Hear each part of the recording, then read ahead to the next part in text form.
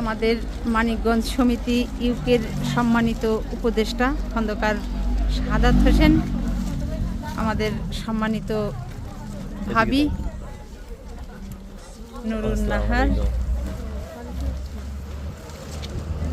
জি আসসালামু আলাইকুম, সেক্রেটারি মাহবুব ভাই এর সহধর্মিনী আমাদের বাবাজি ছোট রত্ন মানিকগঞ্জের, সবাই এক এক করে বাসে উঠতেছে।